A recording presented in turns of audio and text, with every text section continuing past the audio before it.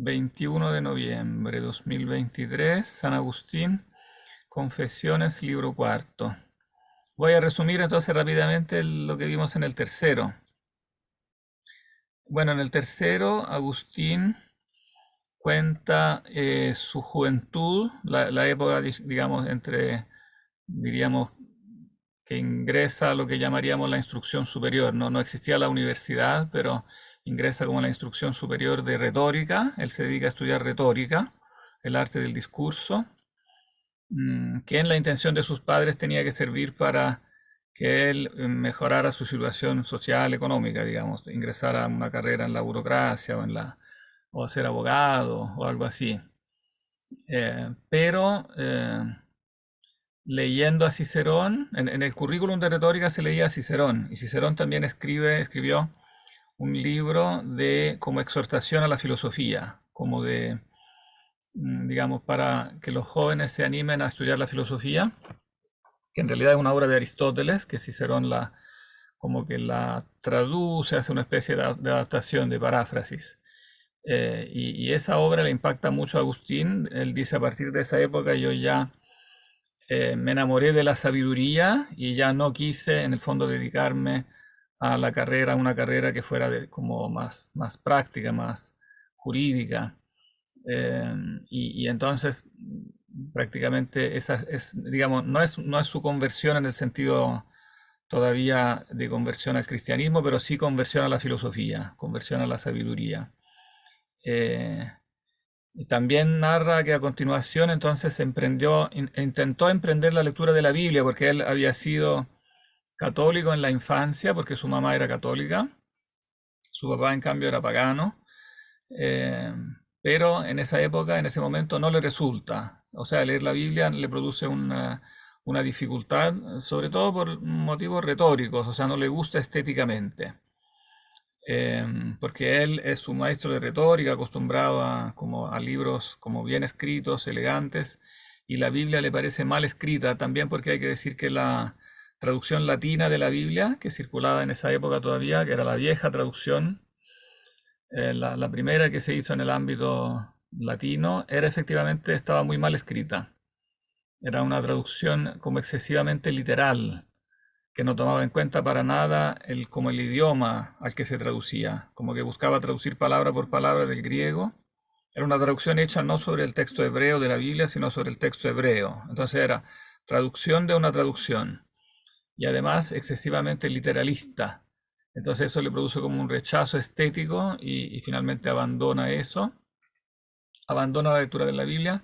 En cambio, sí le atrae la secta maniquea, se deja atraer por la secta de los maniqueos, que eran una secta que mezclaba ciertos elementos cristianos, o sea, mencionaba a Jesucristo, el Espíritu Santo, tenía como un barniz cristiano, pero mezclado con la religión persa, con elementos de la religión persa. Manes era un persa que profesaba una doctrina dualista, o sea, una doctrina de dos principios, que dice que el universo está dominado por básicamente dos principios eternos, el bien y el mal, y esos dos principios están en lucha, y el principio del mal, como es violento, como que le hace la guerra al bien, al reino del bien, e invade, ocupa una parte del reino del bien, de manera que en nuestro mundo que vivimos, en nuestro mundo actual, que tiene elementos buenos, pero donde dominan muchas cosas malas, se explica de esa forma, como que el principio del mal como que tiene cautivo una parte del reino del bien. Y entonces la salvación consiste como en librar, como en rescatar los cautivos que están prisioneros por el mal, rescatarlos de las tinieblas. Y esta secta entonces como que lo convence y queda anotado en esta secta durante 9 años, que es lo que recuerda aquí al comienzo del libro cuarto. Durante este espacio de 9 años, desde los 19 de mi edad hasta los 28, entonces prácticamente toda su juventud, digamos, fuimos seducidos y seductores, engañados y engañadores.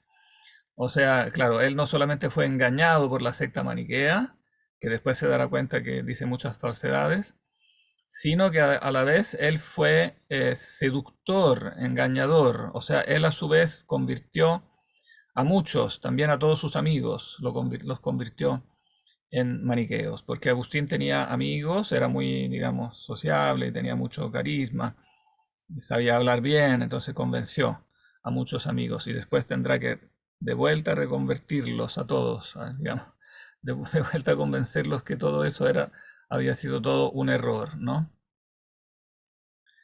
Em, bueno, entonces este libro cuarto en particular es interesante porque lo dedica un poco al tema de la amistad. No, no es un tratado teórico sobre la amistad como el de Cicerón, sino que cuenta de su amistad, de sus amigos y en particular de un amigo que en un momento dado se le murió y entonces eso le produce un gran también trauma, ¿no? Entonces después una meditación sobre la amistad y la muerte también.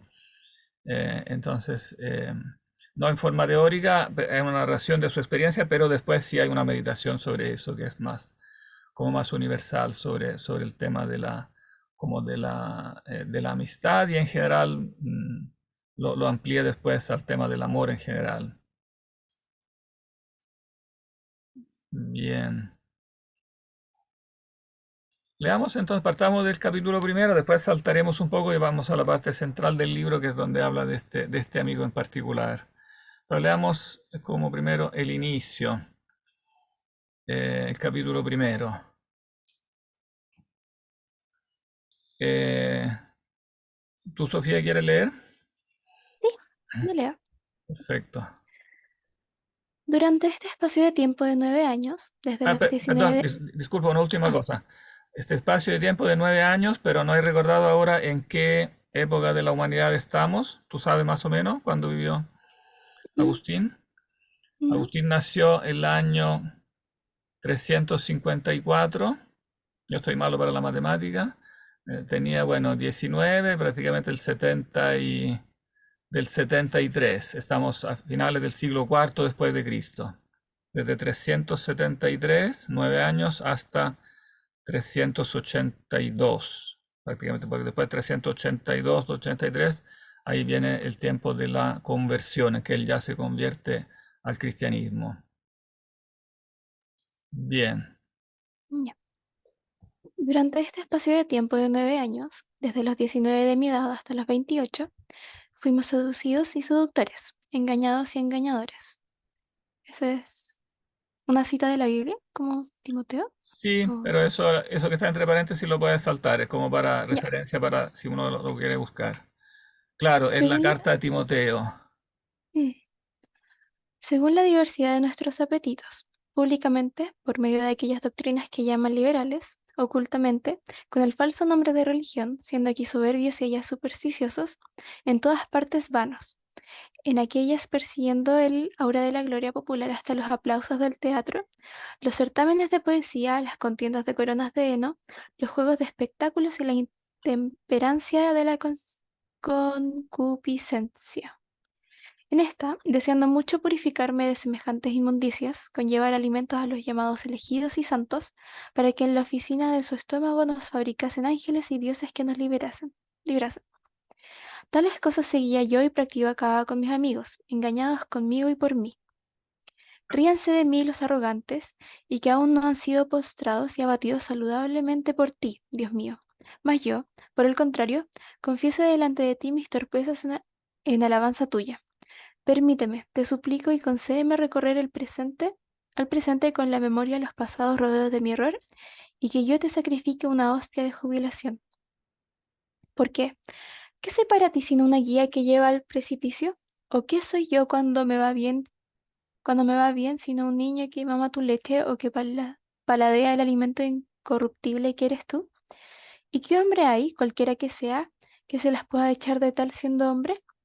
Ríanse de nosotros los fuertes y poderosos, que nosotros, débiles y pobres, confesaremos tu santo nombre. Bien. Bien, bueno, entonces él sigue dedicándose a las doctrinas que llaman liberales, serían las que nosotros llamamos humanísticas, humanidades, la retórica. eh, mm, Evidentemente no hay nada malo en sí en las artes liberales o en las humanidades. Lo que él está aquí como criticando es en el fondo ese espíritu de vanidad, ¿no? Dice yo de joven era muy, en el fondo vanidoso. Él sabía que era talentoso, que sabía hablar bien, participaba en competencias, ganaba los premios, lo aplaudía, ¿no? Entonces, claro, a esa edad uno también está más como expuesto también como a que el humo se le suba a la cabeza y él efectivamente tenía un gran talento, ¿no? No es casualidad que después será un gran escritor y un gran predicador, ¿no? Pero en ese momento, claro, es como presa de la vanagloria. Por eso dice, siendo aquí soberbios, bueno, eso públicamente y ocultamente, en cambio, adhería a esta secta de los maniqueos. Ocultamente porque los maniqueos ya eran mal vistos por la autoridad pública, la autoridad del Estado, no lo miraba bien. En un momento dado incluso llegaron a ser formalmente ilegales. Entonces por eso dice ocultamente.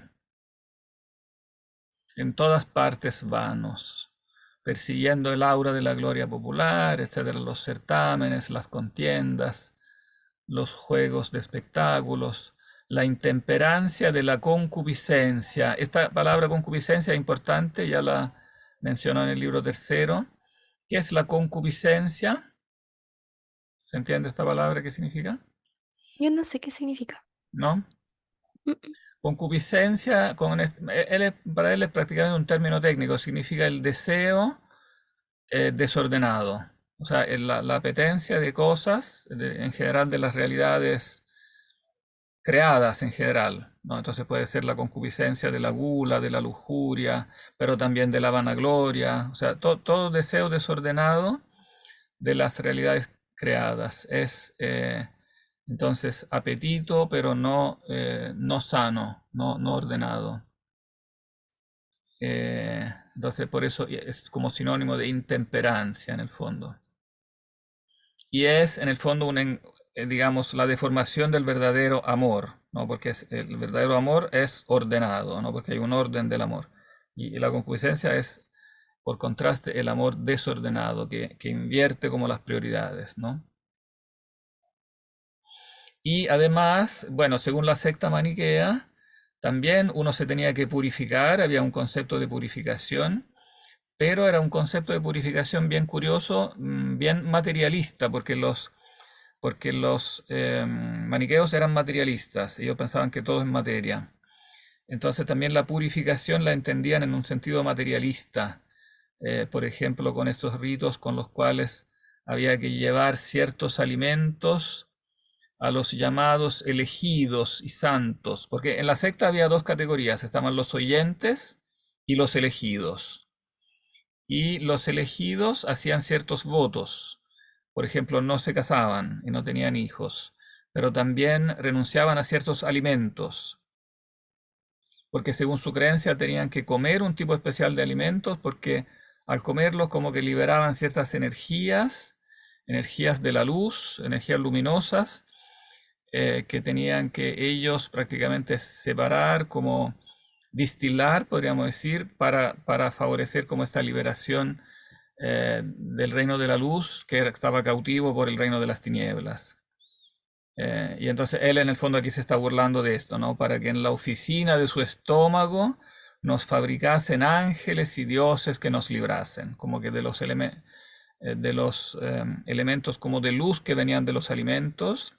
Por ejemplo, alimentos que tienen color brillante, no sé, el melón o el zapallo, todo lo que tiene como color de luz, amarillo, etcétera, es alimento para los elegidos. Entonces, bueno, con ese sistema los elegidos también lograban que los oyentes, prácticamente les trajeran toda la comida, les servían a ellos, digamos, también funcionaban como cocineros y como eh, personas que en el fondo que se dedicaban a ir al mercado y eso, comprar todo y cocinarles, todo supuestamente para la purificación y la salvación, ¿no?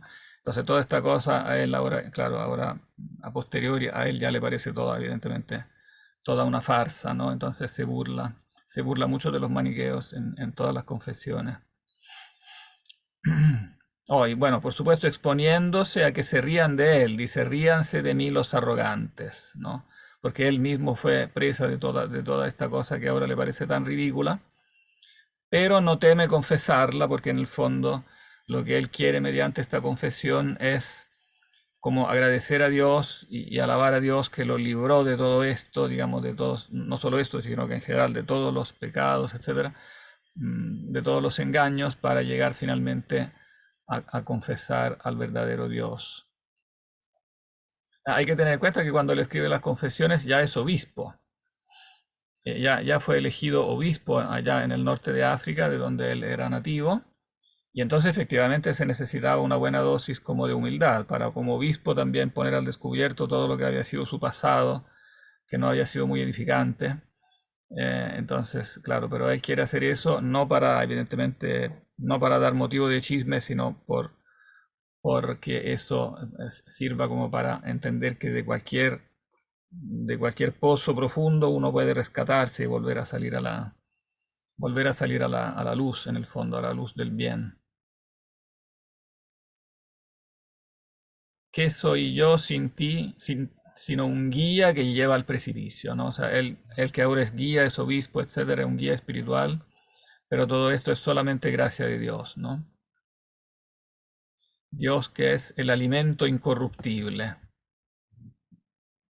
del que hablaba él también en el libro anterior, es un tema que encontramos en el libro tercero. Ríanse de nosotros los fuertes y poderosos, ¿no? Los que en el fondo, los que se creen fuertes, los que creen que son buenos por sus propias fuerzas, que se rían, ¿no? Nosotros los humildes, débiles y pobres, que en el fondo sabemos que no somos fuertes nosotros, sino que confiamos en Dios, nosotros confesaremos tu nombre. Confesar el nombre, en el fondo, es reconocer, confesar es reconocer, ¿no? O sea, reconocer el nombre de Dios, reconocer la grandeza de Dios, el amor, la misericordia. Leamos también el 2 también, que completa un poco el cuadro inicial. Vengo al tiro. ¿Lo leo yo? Ah,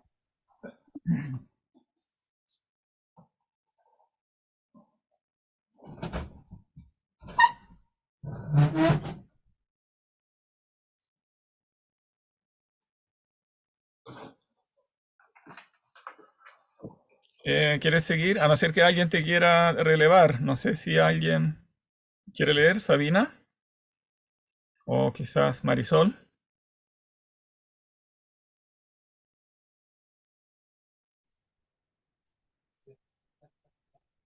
¿Se escucha? Damari. Sí, ya Sí, yo sí, sigo. sí, sí se escucha. Ya. Espera un poquito que voy a cerrar la puerta si no se escucha mucho. Ya.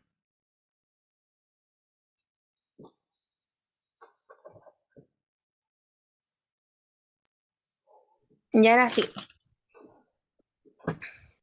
Ya. En aquellos años enseñaba yo el arte de la retórica y vencido de la codicia vendía una victoriosa locuacidad. Sin embargo, tú bien sabes, Señor, que quería más tener buenos discípulos. Lo que se dice de buenos a quienes enseñaba sin engaño del arte de engañar, no para que usasen de él contra la vida del inocente, sino para defender alguna vez al culpado. Mas, oh Dios, tuviste de lejos aquella fe mía que yo exhibía en aquel magisterio con los que amaban la vanidad y buscaban la mentira, siendo yo uno de ellos, que vacilaba y centelleaba sobre un solo resbaladizo y mucho humo. Por estos mismos años tuve yo una mujer no conocida, por lo que se dice legítimo matrimonio, sino buscaba por el vago ardor de mi pasión, falto de prudencia, pero una sola, a la que guardaba la fe del tálamo, en el cual hube de experimentar por mí mismo la distancia que hay entre el amor conyugal. Gracias por la letra.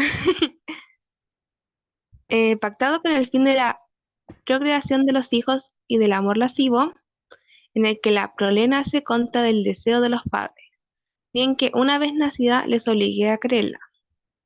Recuerdo Sí. que también Espera, hay... pausa un momentito aquí porque este parrafito es importante, ¿no? Ya, Eh, bien, eso ya lo dijimos, que enseñaba el arte de la retórica, etcétera. Vendía una victoriosa locuacidad, ¿no? O sea, lo pagaban para enseñar a hablar. Victoriosa porque el hablar bien permite vencer en el tribunal, ¿no? En los juicios, permite como a los abogados o a los políticos también, ¿no? Que venzan.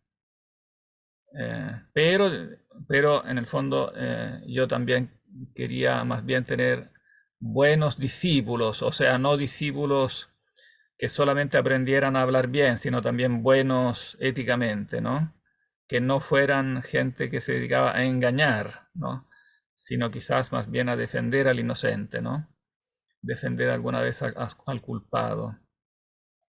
Pero con todo, yo estaba inmerso, ¿no? Como en esta vanidad, ¿no? Entre los que buscan la mentira, siendo yo uno de ellos, ¿no? En un suelo resbaladizo, o sea, en una situación ética así como muy siempre ambigua y entre mucho humo, mucho engaño.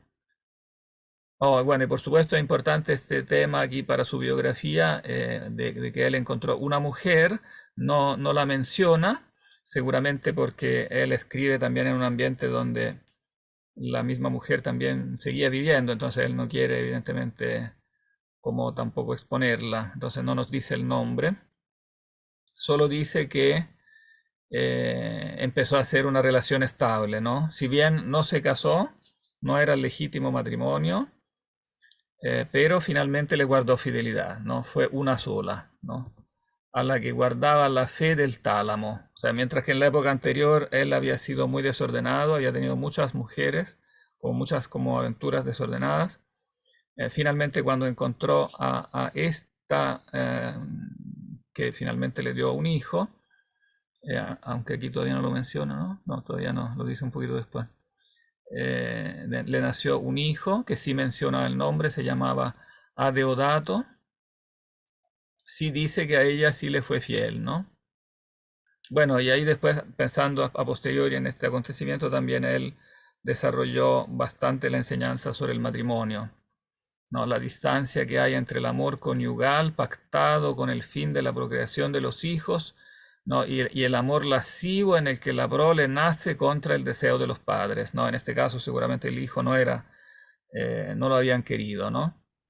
Pero una vez nacido, ¿no? Igualmente obligó a quererlos, ¿no? De hecho, él quiso mucho a su hijo, que desgraciadamente después se le murió muy joven. Adeodato murió en la adolescencia, cuando tenía como 16 años.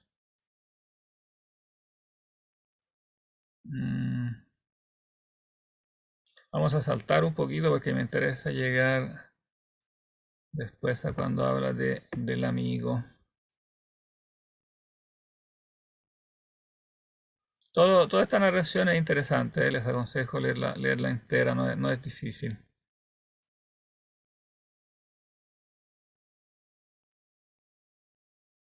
Saltemos al cuarto, porque ahí empieza a hablar del amigo.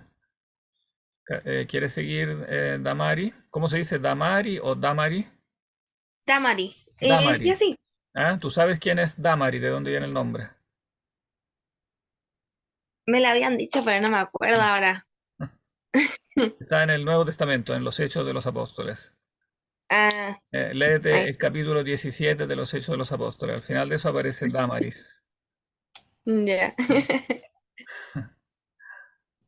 Ya. En aquellos años, en el tiempo en que por vez, a ver, en el tiempo en que por vez primera abrí, ahí está como, ¿se da bien? Abrí cátedra, o sea, abrió una...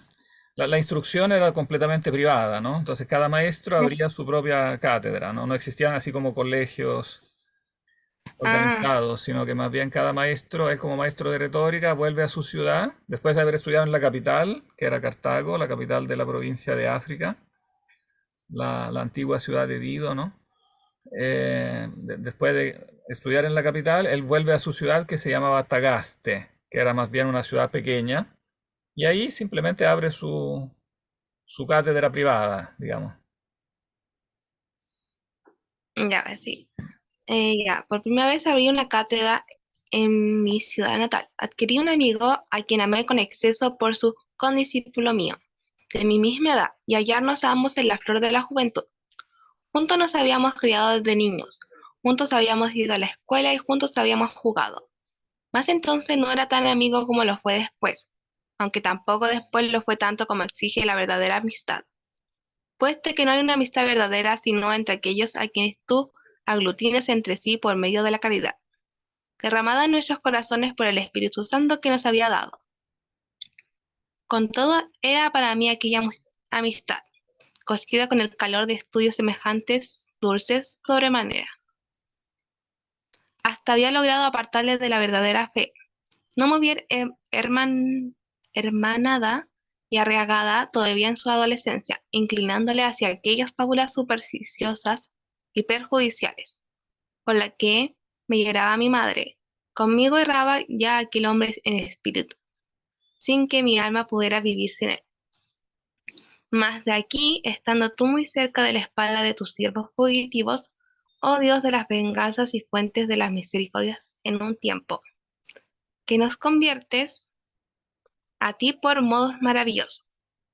He aquí que tú le arrebataste esta vida cuando apenas había gozado un año de su amistad, más dulce para mí que todas las dulzuras de aquella mi vida.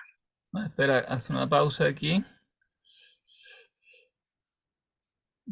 Entonces, bueno, cuando él vuelve a su ciudad, hay que pensar que es muy joven todavía, ¿no? Debe tener a esta altura como 21, 22 años. Y adquiere un amigo, más bien redescubre un amigo, ¿no? Porque era un niño con el que había jugado de chico, ¿no? Había sido compañero de la escuela primaria, ¿no? Como de la escuela básica. Había jugado con él, pero ahora cuando vuelve a su ciudad se vuelve como amigo mucho más íntimo, ¿no? A quien amé con exceso por ser condiscípulo mío, ¿no? De mi misma edad y hallarnos ambos en la flor de la juventud, eran coetáneos, ¿no? No era tan amigo antes como lo fue después, ¿no? Aunque tampoco después lo fue tanto como lo exige la verdadera amistad, ¿no? Bueno, aquí evidentemente él también se hace eco de lo que dice Cicerón, ¿no? Cuando habla de la verdadera amistad como en relación con la virtud, ¿no? Era un amigo que evidentemente con el que tenía una relación muy estrecha, pero no llegó a ser como verdadera amistad en todo el sentido de la palabra porque le faltaba en el fondo este elemento de la virtud. Bueno, que Cicerón llama de la virtud, que aquí él, con un matiz más cristiano, que después lo va a explicar mejor, lo llama la caridad, ¿no? La verdadera amistad, ¿no? Se da entre los que se aman en el fondo con un amor sobrenatural, ¿no? Los que tú aglutinas, lo que tú juntas, ¿no? Entre sí por medio de la caridad, que es propiamente el amor sobrenatural, ¿no? Y él lo subraya, porque dice derramada por el Espíritu Santo que nos ha sido dado, ¿no? O sea, una participación del propio amor divino, ¿no? El Espíritu Santo. Pero eso, en el sentido humano sí es una amistad, ¿no? O sea, subraya que quiere mucho a este amigo, que para él su compañía, ¿no? Era dulce sobremanera. E incluso, bueno, como era muy amigo, incluso logra a él también apartarlo de la verdadera fe, o sea, apartarlo del cristianismo y acercarlo en cambio a la secta maniquea, ¿no? O sea, así que lo atrae a la secta maniquea donde él participaba. Él, bueno, era joven, entonces, si bien era cristiano, era un cristianismo todavía superficial, ¿no? Entonces él logra inclinarlo hacia las fábulas supersticiosas y perjudiciales, o sea, la secta maniquea, por las que me lloraba mi madre. Este detalle también es importante, ¿no? La madre Mónica sufría mucho, lloraba mucho por el hecho que, bueno, siendo ella católica, ¿no? Que su hijo se había alejado de la fe, ¿no? Y además hay que imaginarse alejado de la fe de una manera, o sea, como era la personalidad de Agustín, como arrolladora, entonces también, eh, claro, con esta capacidad de arrastrar a los demás, o sea, él no era simplemente maniqueo, sino uno que arrastraba a todos sus amigos, entonces era como que se había vuelto una mala influencia desde el punto de vista de la mamá, ¿no? Bueno, el personaje de la mamá también es muy importante en las confesiones, la recuerda a menudo. porque claro, continuamente ella efectivamente lloraba, etcétera, no sabía qué hacer, rezaba, trataba de buscar consejo por aquí, por allá. Y bueno, finalmente tuvo evidentemente la dicha, que él después lo relatará en el libro octavo de las confesiones, tuvo la dicha antes de morir de ver su conversión, ¿no? Cómo él se convertía, que finalmente, como todas sus lágrimas en el fondo habían sido escuchadas, todas sus oraciones. Y después viene esta otra imagen. Ven cómo, bueno, su estilo es muy retórico, ¿no? Continuamente está enriquecido con una serie de imágenes. He aquí que estando tú muy cerca, tú es siempre Dios, ¿no? Decíamos la vez pasada que todo el libro está en segunda persona dirigido a Dios. Es como un diálogo hacia Dios, ¿no? Estando tú, Dios, muy cerca de la espalda de tus siervos fugitivos. ¿Qué significa eso? Que cuando uno se escapa de Dios, ¿no? Uno le da la espalda, pero realmente no es posible escaparse de Dios, ¿no? Y entonces Dios siempre está cerca de la espalda, siempre está como pisando los talones de los que se escapan de él, ¿no? La imagen evidentemente es la de un siervo del tiempo de la esclavitud, ¿no? De los esclavos que evidentemente se escapaban porque estaban hartos de ser esclavos, muchas veces se escapaban y evidentemente los patrones intentaban perseguirlos, pero muchas veces no lo lograban. El esclavo se escapaba nomás. Pero evidentemente con Dios eso no funciona, ¿no? Entonces, claro, uno intenta escaparse de Dios, pero no lo logra, ¿no? Y Dios entonces infaliblemente da la retribución, ¿no?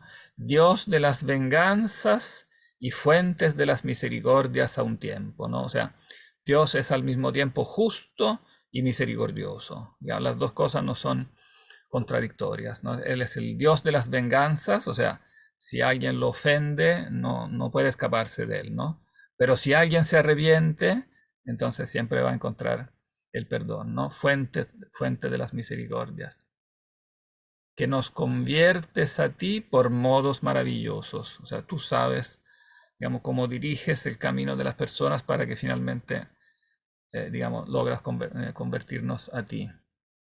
Y entonces parte de este plan providencial que él reconoce aquí a posteriori es que entonces tú le arrebataste de esta vida, o sea, eso que en ese momento él va a pasar a describirlo ahora, que fue tan trágico para él, tan dramático, tan duro, fue un momento muy, muy oscuro de su vida, pero sin embargo ahora a posteriori ve a Dios lo sacó, ¿no? En el momento preciso, ¿no? Tú le arrebataste de esta vida cuando apenas había gozado un año de su amistad, más dulce para mí que todas las dulzuras de aquella mi vida, ¿no? Él tenía muchas entretenciones, tenía muchas cosas que le gustaban en ese momento, tenía también a su pareja, a su hijo, etcétera, pero como que el amigo era lo más, en ese momento, lo más querido para él.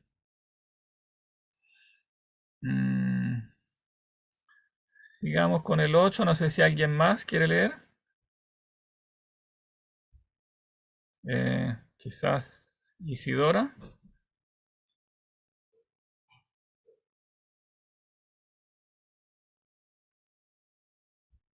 ¿no? ¿Aló, profe? ¿Aló? Sí, yo preferiría, lo siento, es que estoy con mucha jaqueca, preferiría no leer hoy día. Ah, ya, perfecto. ¿Y quién se anima? ¿Alguien más? ¿Varinia?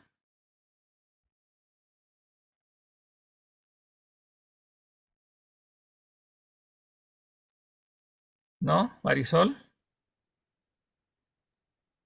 Ya, profe. El 8, ¿cierto? Sí, retoma del 8. Ya. ¿Quién hay que pueda contar tus alabanzas? Aún reducido únicamente. Espérame, déjeme sacar a los participantes que me tapaba la mitad. Ya, ahora sí. ¿Quién hay que pueda contar tus alabanzas? Aún reducido únicamente a lo que uno ha experimentado en sí solo. ¿Qué hiciste entonces, Dios? Oh, y cuán impenetrable es el abismo de tus juicios. Porque como fuese atacado aquel de unas calenturas y quedara mucho tiempo sin sentido bañado en sudor de muerte.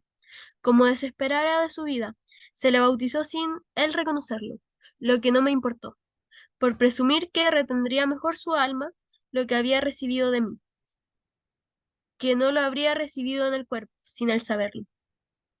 ¿Sigo? Sí, así hasta el fin del La 8. realidad, ya. La realidad, sin embargo, fue otra, porque habiendo mejorado y ya puesto a salvo, tan pronto como le pude hablar, y lo pude tan pronto como él pudo, pues no me separaba un momento de su lado, y mutuamente pendíamos el uno del otro. Tenté de reírme en su presencia del bautismo, creyendo que él también se reiría del mismo. Recibió sin conocimiento ni sentido, pe- pero que, sin embargo, sabía que lo había recibido. Pero él, mirándome con horror como a un enemigo, me amonestó con admirable y repentina libertad, diciéndome que, si quería ser su amigo, cesase de decirle tales cosas. Yo, estupefacto y turbado, reprimí todos mis ímpetus para, para que convaleciera primero, y recobras, recobradas y recobradas las fuerzas de la salud, estuviese en disposición de poder discutir conmigo en lo que fuera de mi gusto. Mas tú, Señor, le liberaste de mi locura, a fin de ser guardado en ti para mi consuelo. Pues pocos días después, estando yo ausente, le repitieron las calenturas y murió. Bien, este barrafito también es muy interesante, ¿no?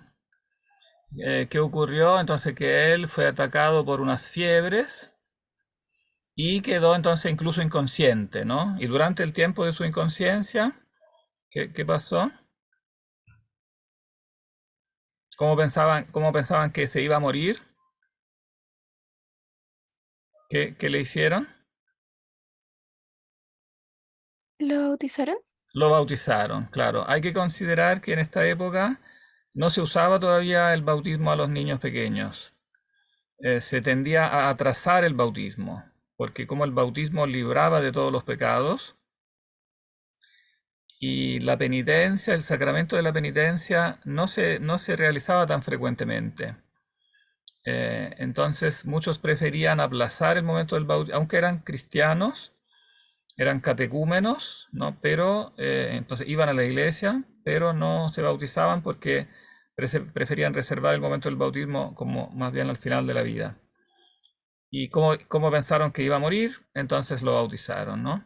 Pero pasó algo muy extraño. ¿Qué fue lo que pasó? Que cuando recuperó el sentido, ¿no? Agustín lo fue a visitar, porque eran amigos muy íntimos, entonces en cuanto recuperó el sentido, él fue a la casa a visitarlo y le contaron esto del bautismo y entonces Agustín intentó burlarse, ¿no? Junto con él de este bautismo que él había recibido inconsciente, pensando que en el fondo era una cosa inconsciente, que entonces no podía haberle influido, que seguramente influían más en él las ideas maniqueas que él había recibido de Agustín en forma consciente cuando estaba bien, ¿no? Y en cambio se encontró con una sorpresa, ¿no? ¿Qué ocurrió?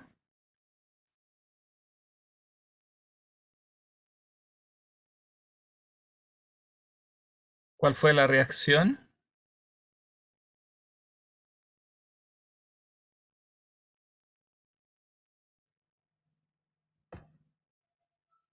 Mirándome con horror, como a un enemigo, me amonestó con admirable y repentina libertad, diciéndome que si quería ser su amigo, cesase de decir tales cosas, ¿no? Agustín quedó impactado porque evidentemente entre los dos el que tenía la personalidad más fuerte sin duda era Agustín. El otro había sido influido por él, ¿no? Pero de pronto se encontró con una reacción extremadamente como decidida, ¿no? Como lo miró como un enemigo, ¿no? Y lo amonestó, o sea, lo trató con severidad, ¿no? Y también con libertad, o sea, sin respeto humano, sin respeto porque eran amigos ni nada, y simplemente de un modo tajante, ¿no? O sea, si quieres ser mi amigo, no puedes burlarte de eso, ¿no? Y esto lo dejó estupefacto, ¿no? Y seguramente esta cosa Agustín lo marcó para toda la vida, ¿no? Y cuando después efectivamente fue obispo, Agustín fue en general, en absoluto, el máximo teórico y propagandista del bautismo de los niños pequeños, porque vio que como la eficacia de lo que le había pasado, en este caso a su amigo, no pasaba por su intelecto ni por el hecho que hubiera hecho tanto razonamiento, etcétera, sino que este sacramento evidentemente tenía una eficacia como mucho más profunda, misteriosa, ¿no? Y por lo tanto que tenía sentido dárselo incluso a las personas todavía no, que no tienen como un pensamiento desarrollado, como pueden ser los bebés, ¿no? O también personas que pueden estar en estado de inconsciencia, etc.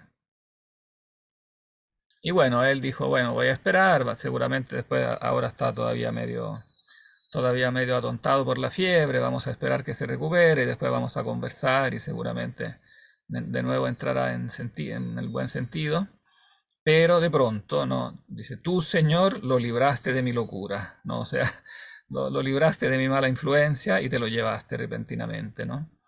A fin de ser guardado en ti para mi consuelo, ¿no? Lo libraste de mi locura para guardarlo en ti para mi consuelo, ¿no? O sea, se transformará entonces después en una fuente de consuelo, pero en otra dimensión, ¿no? Ya estando su amigo en la dimensión ya trascendente del más allá. Claro, eso fue, evidentemente, este comentario él lo hizo después, a posteriori, ¿no? Pero en el momento el trauma fue terrible, ¿no? Con qué dolor se entenebreció mi corazón. Eh, Retomémoslo de acá. ¿Quieres seguir, Marisol? Bueno,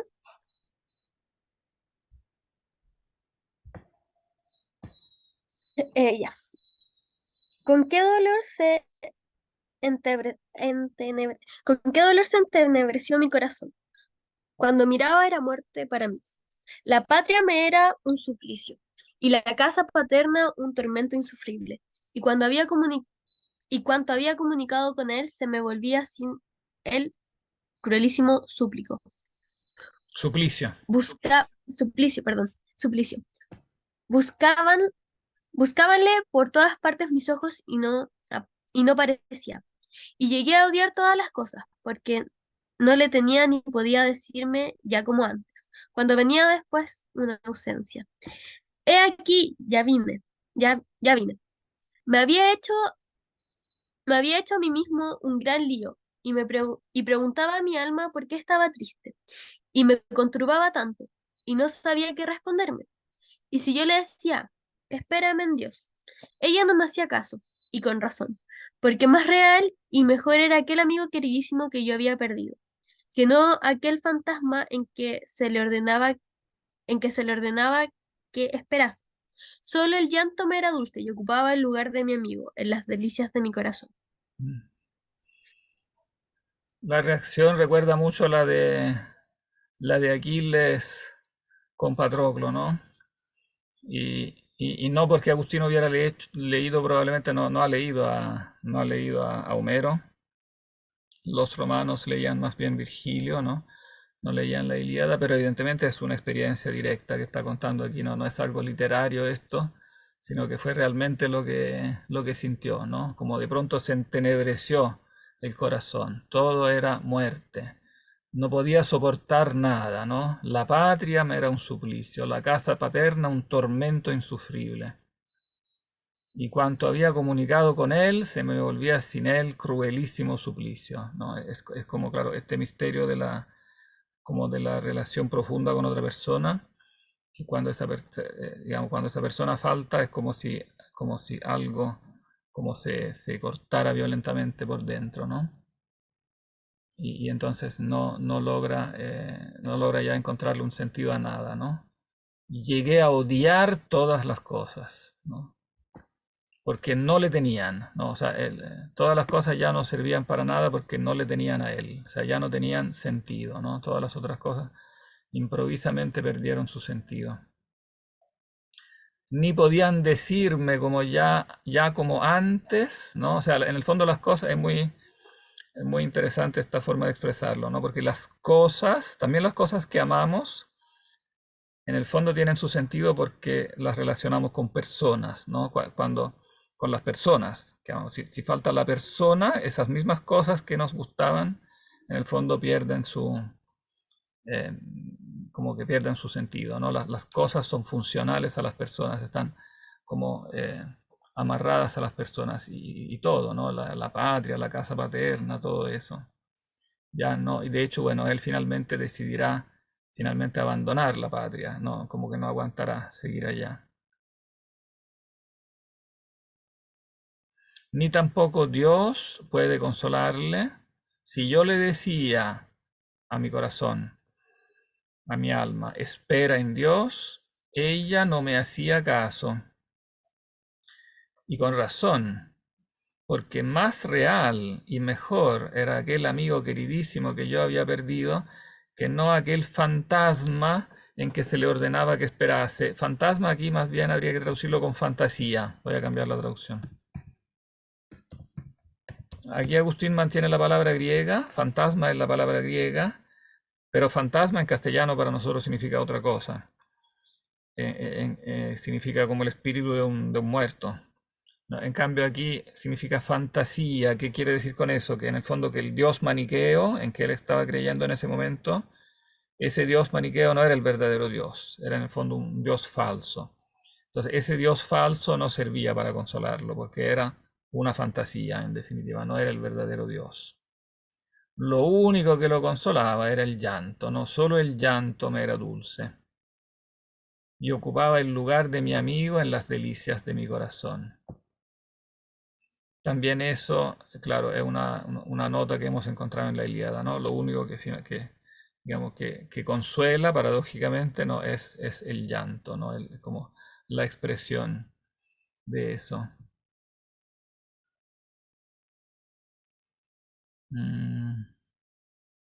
Sigamos con el 10, porque aquí entonces, después de la muerte del amigo, como que empieza a meditar sobre todo esto. La meditación, evidentemente, que hace a posteriori, ¿no? No solo en ese momento, sino que después, con los años que siguen. Ahora, ¿no? O sea, ahora, Señor, que ya pasaron aquellas cosas. ¿A quién le toca leer? Quizás de nuevo a Sofía. Ya. Mas ahora, Señor, que ya pasaron aquellas cosas y con el tiempo se ha suavizado mi herida, puedo oír de ti que eres la misma verdad y aplicar el oído de mi corazón a tu boca para que me digas por qué el llanto es dulce a los miserables. ¿Acaso tú, aunque presente en todas partes, has arrojado lejos de ti nuestra miseria y permaneces inmutable en ti en tanto que nos alejas a nosotros, ser zarandeados por nuestras pruebas? Y sin embargo, es cierto que si nuestros suspiros no llegasen a tus oídos, ninguna esperanza quedara para nosotros. Pero, ¿de dónde nace que el gemir, llorar, suspirar y quejarse se recoja de lo amargo de la vida como un fruto dulce? ¿Acaso es dulce en sí esto porque esperamos ser escuchados de ti? Así es cuando se trata de las súplicas, las cuales... y- Uy, perdí, ahí está. Llevan en sí siempre el deseo de llegar a ti. Pero, ¿podría decirse lo mismo del dolor de la cosa perdida o del llanto en que estaba yo entonces inundado? Porque no esperaba yo que resucitara él ni pedía esto con mis lágrimas, sino que me contentaba con dolerme y llorar, porque era miserable y había perdido mi gozo. ¿Acaso también el llanto, cosa amarga de suyo, nos es deleitoso cuando por el hastío aborrecemos aquellas cosas que antes nos eran gratas?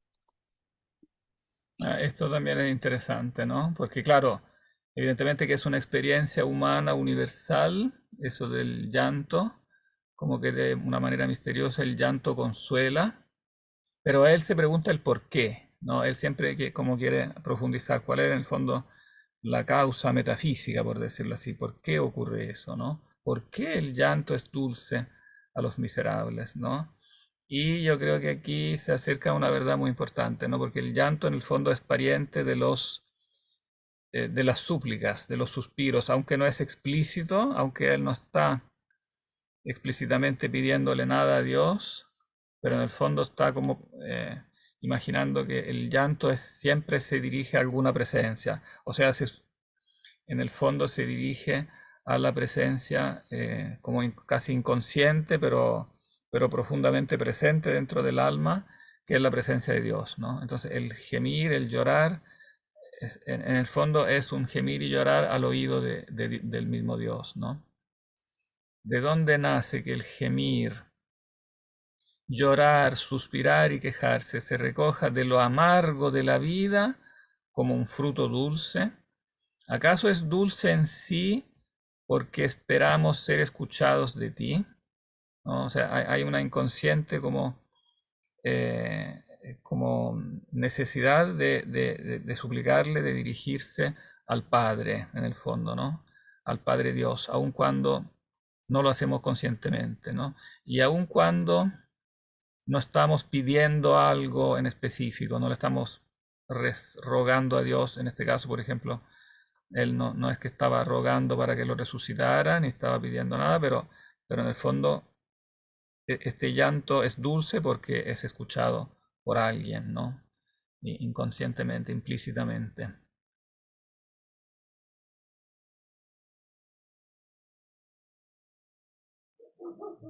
Bien. Sigamos leyendo porque todo esto aquí es interesante. ¿Quieres seguir, Sofía? Sí, no hay problema. Pero, ¿a qué hablo de estas cosas? Porque no es este tiempo de plantear cuestiones, sino de confesarte a ti. Era yo miserable, como lo es toda alma prisionera del amor de las cosas temporales, que se siente despedazar cuando las pierde, sintiendo entonces su miseria, por la que es miserable aún antes de que las pierda. Así era yo en aquel tiempo, y lloraba amarguísimamente y descansaba en la amargura. Y tan miserable era que aún más que aquel amigo carísimo amaba yo la vida la misma vida miserable. Porque aunque quisiera tocarla, no quería, sin embargo, perderla más que al amigo, y aún no sé si quisiera perderla por él, como se dice de Orestes y Pílades, si no es si no es cosa inventada, que querían morir el uno por el otro o ambos al mismo tiempo, por serles más duro que la muerte no poder vivir juntos. Mas no sé qué afecto había nacido en mí, muy contrario a este, porque sentía un grandísimo tedio de vivir y al mismo tiempo tenía miedo de morir. Creo que cuanto más amaba yo al amigo, tanto más odiaba y temía la muerte, como un cruelísimo enemigo que me lo había arrebatado, y pensaba que ella acabaría de repente con todos los hombres, pues había podido acabar con aquel. Tal era, tal era yo entonces, según recuerdo. He aquí mi corazón, Dios mío, helo aquí por dentro. Ve, porque tengo presente esperanza mía, que tú eres quien me limpia de la inmundicia de tales afectos, atrayendo hacia ti mis ojos y librando mis pies de los lazos que me aprisionaban. Maravíllame que viviesen los demás mortales por haber muerto aquel a quien yo había amado, como si nunca hubiera de morir. Y más me maravillaba aún de que, habiendo muerto él, viviera yo, que era otro él. Bien dijo uno de sus amigos, que era la mitad de su alma, porque yo sentí que mi alma y la suya no eran más que una en dos cuerpos. Y por eso me causaba horror la vida, porque no quería vivir a medias y al mismo tiempo temía mucho morir, porque no muriese del todo aquel a quien había amado tanto. Vamos un poquito. Vengo al tiempo.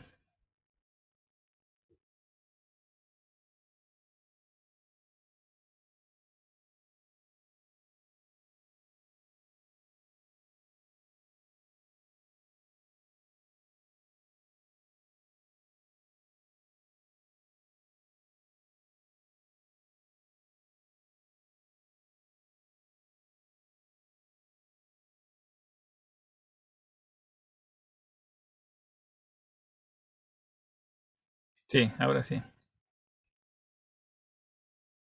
Sí, aquí entonces empieza la meditación, en el fondo, ¿por qué está pasando todo esto, ¿no? ¿Qué le está pasando en realidad?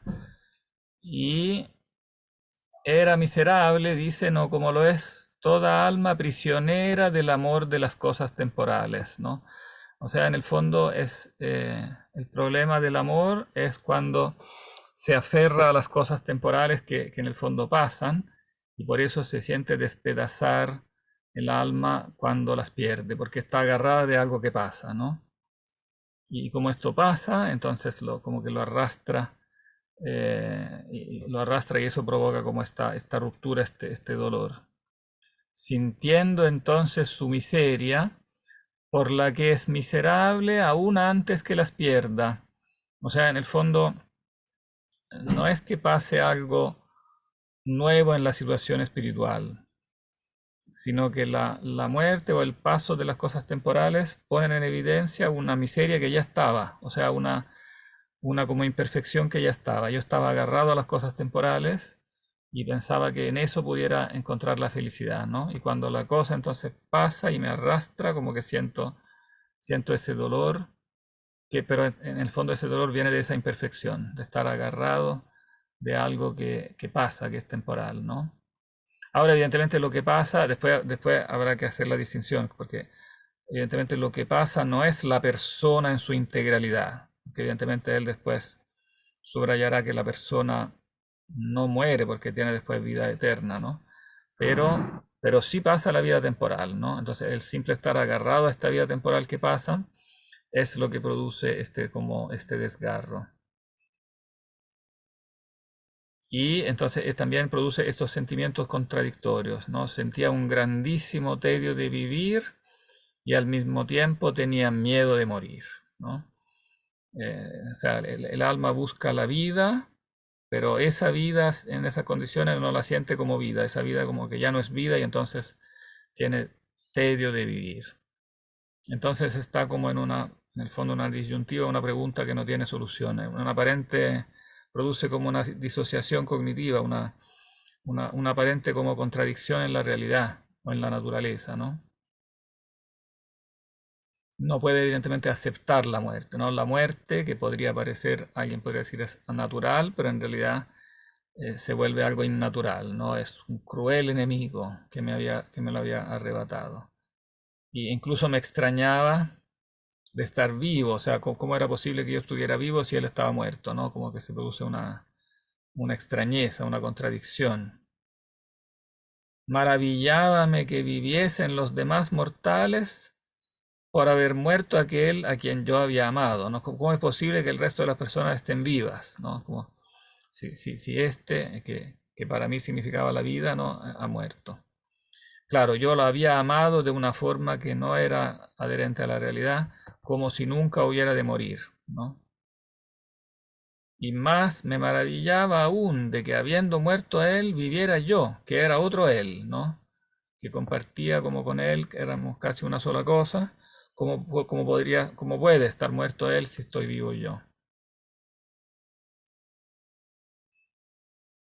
Bien dijo uno de sus amigos que era la mitad de su alma. Estas citas están todas sacadas del De Amicitia de Cicerón, ¿no?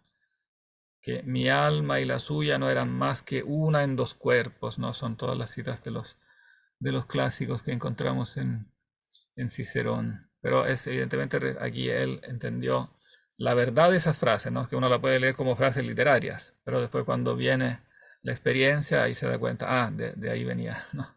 De ahí venía, no era un invento, sino que reflejaba algo real. Mm. Sigamos leyendo acá. No sé si alguien quiere seguir, quiere retomar. ¿Quién no ha leído? ¿Isidora quizá? No, Isidora dijo que no quería, ¿o no? No me acuerdo. ¿Era Isidora que no quería o no?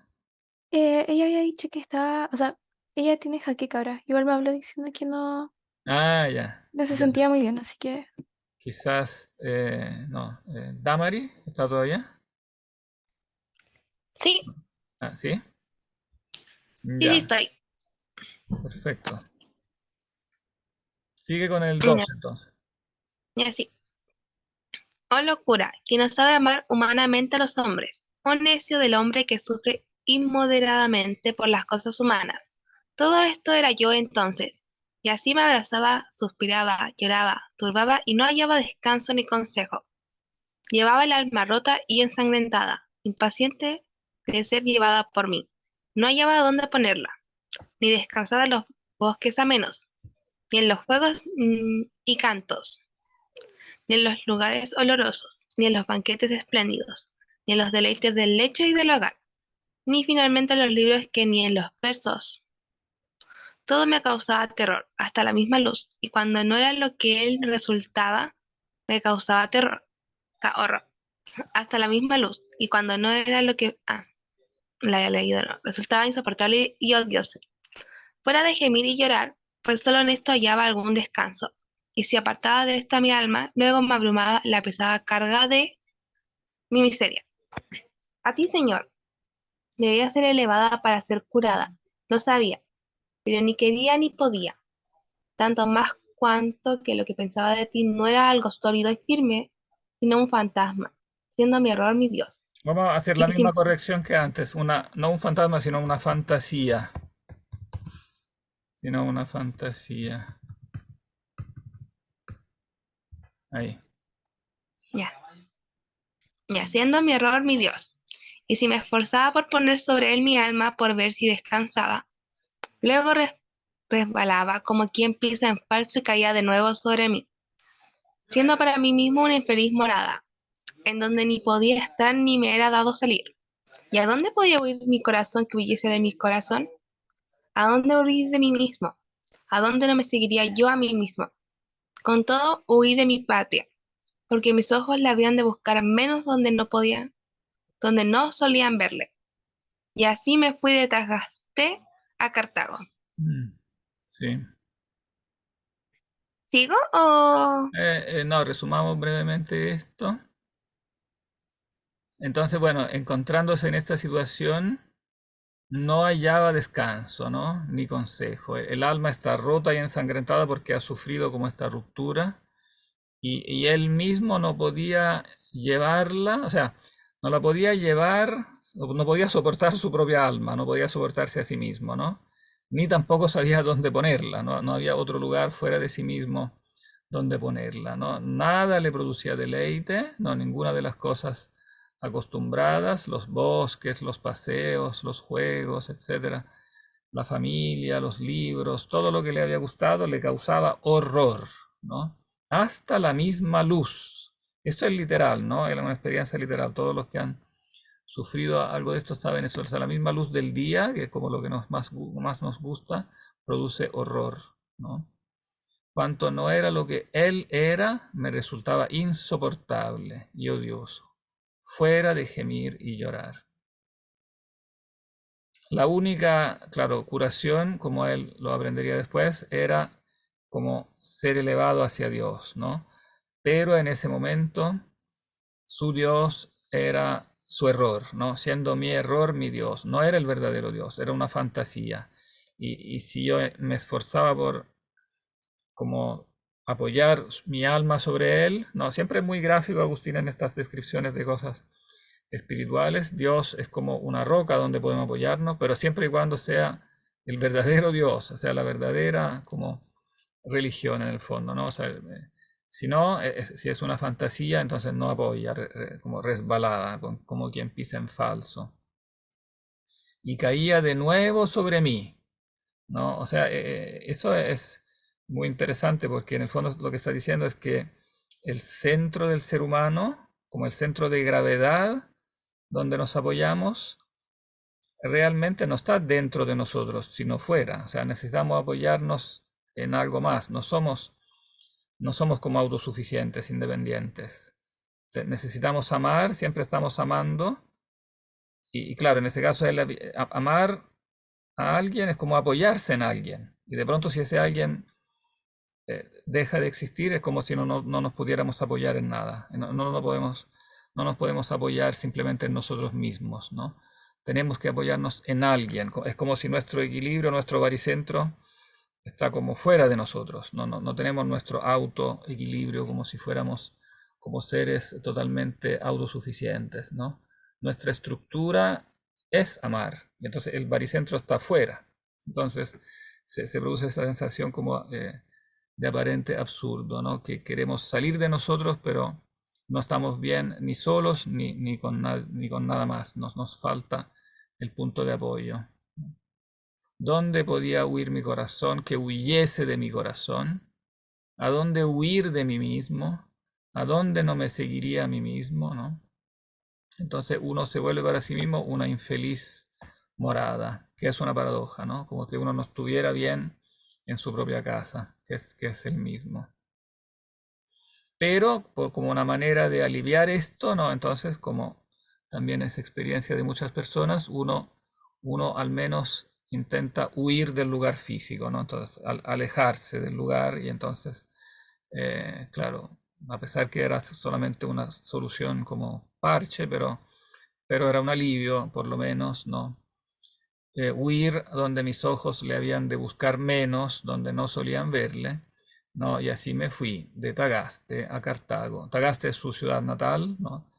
una pequeña ciudad, y vuelve entonces a la capital, a la gran ciudad. Mm. Sigámonos, porque aquí sigue con esta misma meditación. Mm. ¿Sigo? Sigue nomás. No en balde. Ya. No en balde corren los tiempos ni pasan inútilmente sobre nuestros sentidos. Antes causan en el alma efectos maravillosos. He aquí que venían y pasaban unos días tras otros. Viniendo y pasando dejaban en mí nuevas esperanzas y nuevos recuerdos. Y a poco me restituían a mis pasados placeres, a lo que se debía aquel dolor mío. No ciertamente para ser sustituido por otros dolores, pero sí por causas de nuevos dolores. Porque, ¿de dónde venía que aquel dolor me penetraba tan facilísimamente y hasta lo más íntimo? Sino que habían derramado mi alma en la arena, amando a un mortal como si no fuera mortal. Pero lo que más me reparaba y recreaban eran los solaces con los otros amigos, con quienes amaba aquello que amaba en tu lugar. Esto es una enorme fábula y una larga mentira, con cuyo rosa adulterino que se corrompía nuestra mente, que sentía prurito por oírlas. Fábula que no moría para mí, aunque muriese alguno de mis amigos. ¿Qué es? ¿Qué es prurito? Eso no... Ruido es como una picazón. Ah, ya. Otras cosas que había que cautivaban más fuertemente mi alma con ellos, como era el conversar, reír y servirnos mutuamente con agrado, leer juntos libros bien escritos, cansearnos unos con otros y divertirnos en compañía, discutir a veces, pero sin animadversión. Pero cuando uno disiente de sí mismo y con tales disensiones muy raras, condimentar las muchas conformidades y enseñarnos mutuamente alguna cosa, superar por los ausentes con pena y recibir a los que llevaban con alegría. Con estos signos y otros semejantes, que proceden del corazón de los amantes y amados, y que se manifiestan con la boca, la lengua, los ojos y mil otros movimientos gratísimos, se derretían, como en otros tantos incentivos, nuestras almas y de muchos hacían una sola. Sí, bueno, entonces poco a poco evidentemente se va calmando como la herida y vuelve a ser consolada por la misma amistad, ¿no? O sea, con otros amigos. Y vuelve entonces a sentir el agrado de todas las actividades juntos que describen este cuadro, donde se ve que evidentemente tenía como un grupo como bien afiatado de amigos, ¿no? Como que la amistad es muy importante en toda su vida, tanto antes de la conversión como también después, con diferentes matices, ¿no? Pero bueno, sigue meditando en el fondo ese dolor de dónde venía. Venía de que había derramado mi alma en la arena, amando a un mortal como si no fuera mortal, ¿no? Entonces, en el fondo, la única cura que podrá venir después será amar en el fondo al hombre, amar al amigo más allá de la muerte, en definitiva, buscar esa dimensión que está en Dios, que va más allá de la vida mortal. Esa es la única posible cura, digamos, de todo este dolor. Mm. ¿Quién quiere seguir?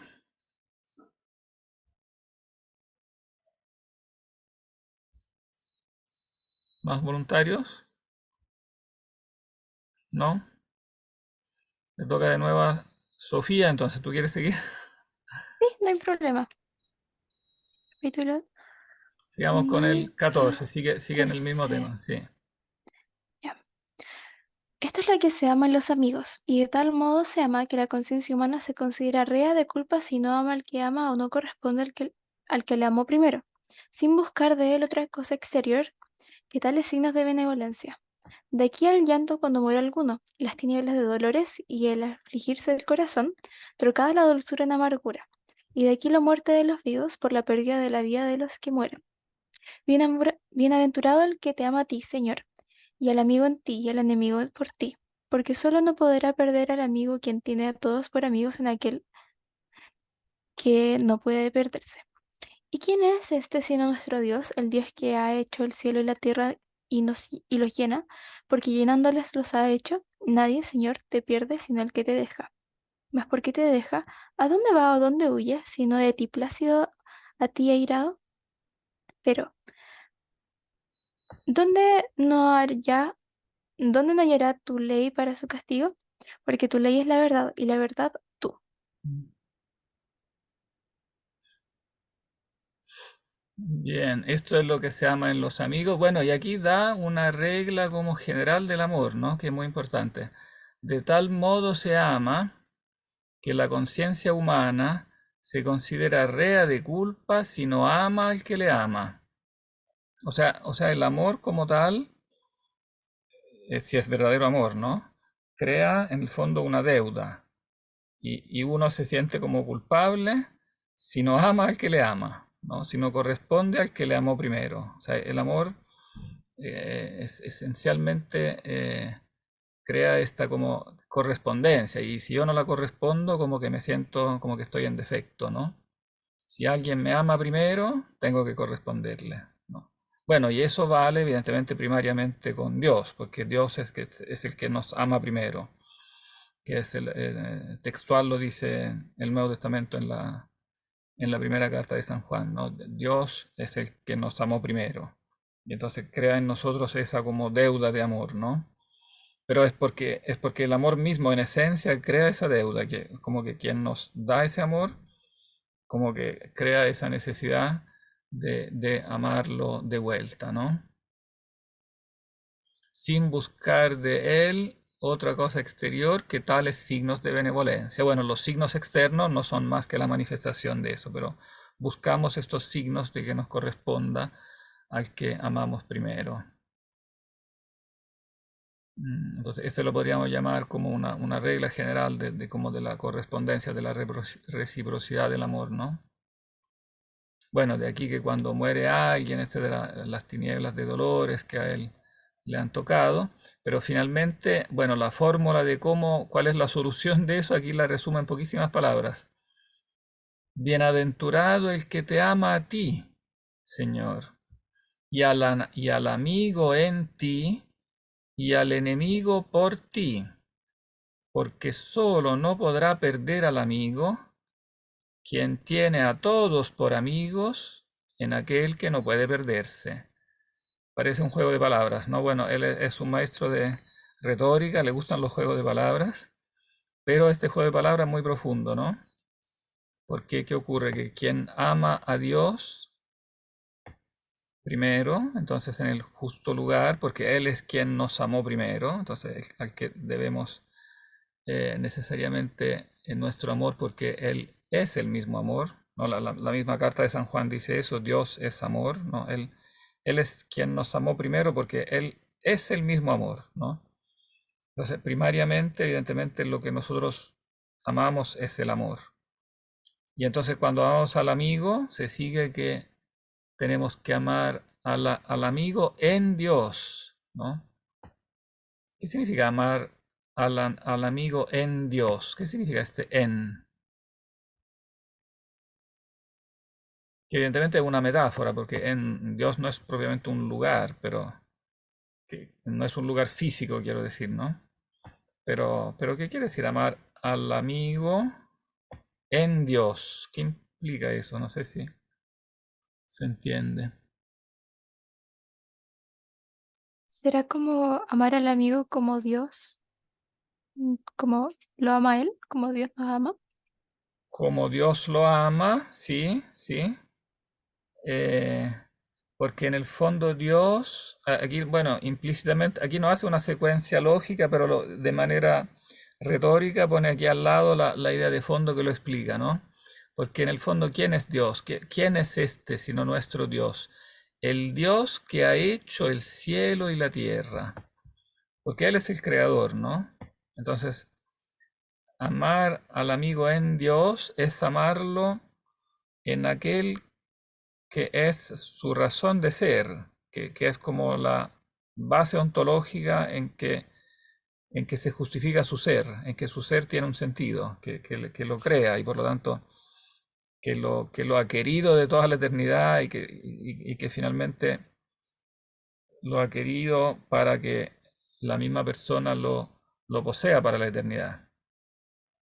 Entonces, si el ser humano si al ser humano Dios lo quiere como eternamente, desde la eternidad y para la eternidad, entonces, claro, si yo amo a una persona en este marco, en esta lógica, no puedo perderla porque está ubicada como en la eternidad.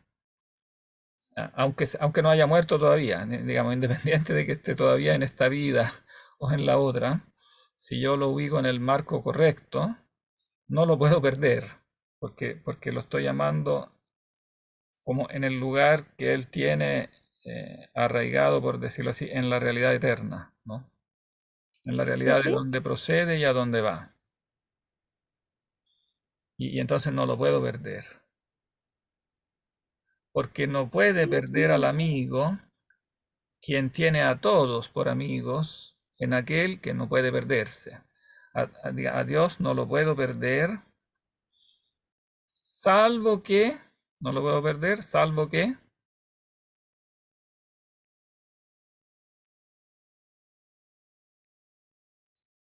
nadie, Señor, te pierde, sino el que te deja.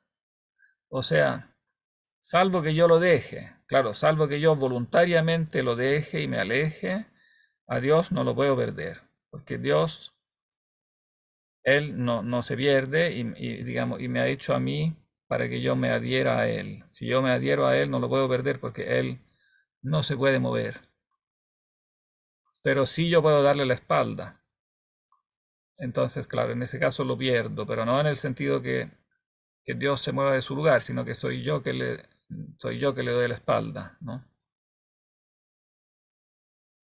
Porque te deja, ¿a dónde va o a dónde huye?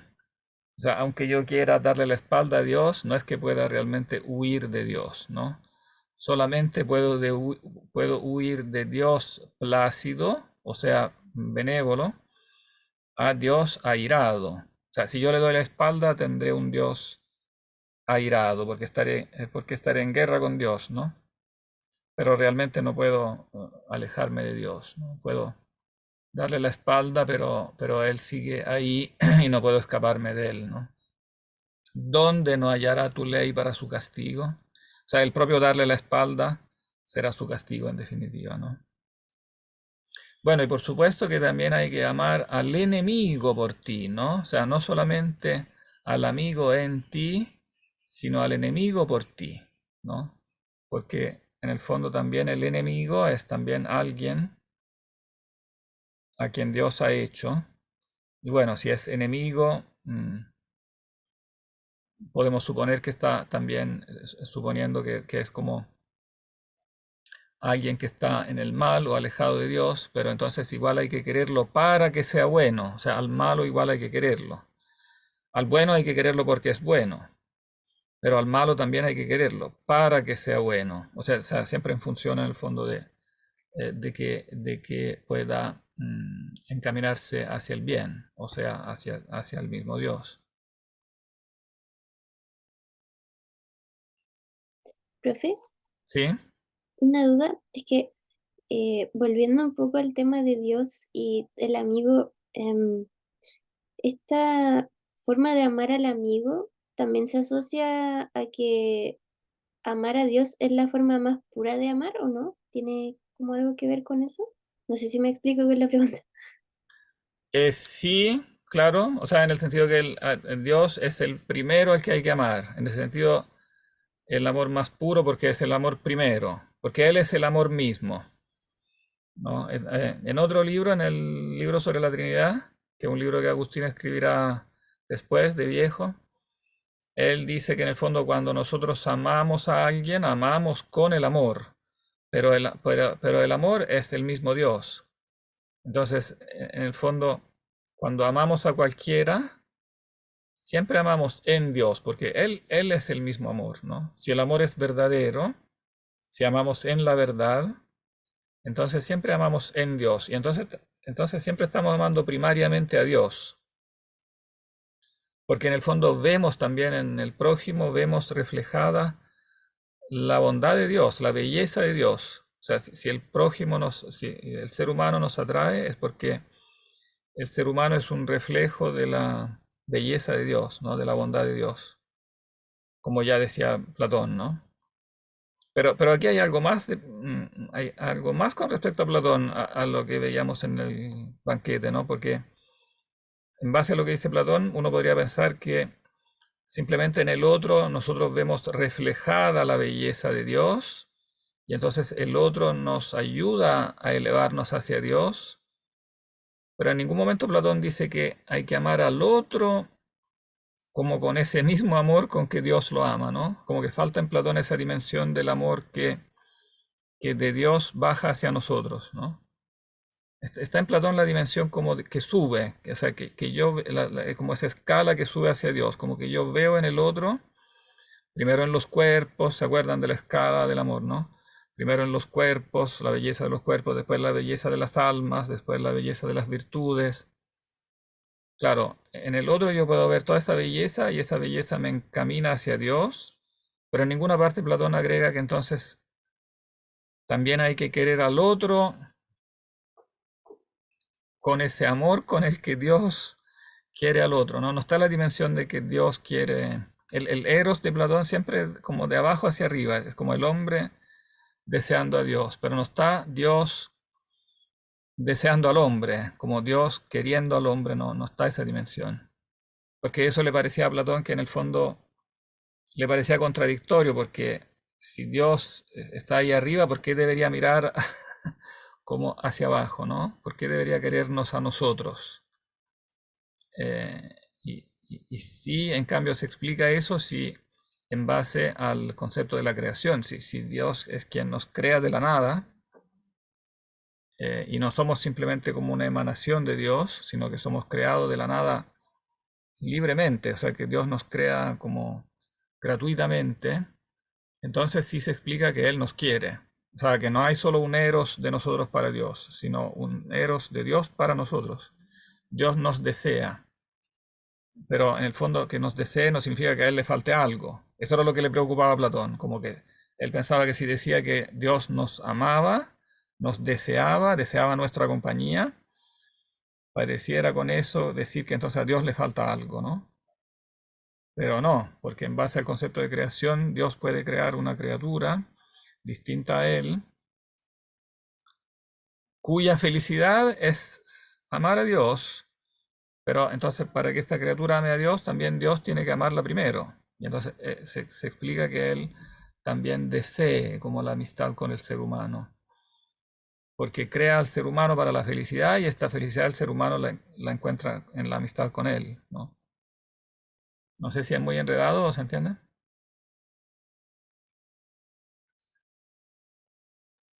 Sí, profe. ¿Se entiende? Sí, es un poco, Sí. no es fácil de entender, ¿eh? Ujú. Porque no es lo que generalmente, no es lo que como espontáneamente pensamos, ¿no? Por eso la filosofía griega, la filosofía antigua no había llegado a entender eso, porque es un misterio muy como profundo, ¿no? Eso de que en el fondo Dios siendo Dios, no faltándole nada, sin embargo crea una criatura y después la ama. Y entonces, porque claro, la crea para la propia felicidad de la criatura, pero habiéndola creada como criatura que ama, él busca la amistad con esa misma criatura. Y entonces la desea, ¿no? No solo le da, no solo le dona, sino que a la vez desea. Por eso que en la Biblia finalmente esto, cosa que no está en Platón, no está en la filosofía griega en general, y yo diría que no está en ninguna filosofía fuera de la filosofía cristiana, finalmente la unión entre Dios y el ser humano se describe con la metáfora del matrimonio, ¿no? Dios es el esposo y la humanidad la esposa, ¿no? O sea, una unión como en el mismo nivel, ¿no? Como que la humanidad es elevada hasta tal punto que puede producirse un verdadero matrimonio, ¿no? Una unión íntima y como en el mismo nivel.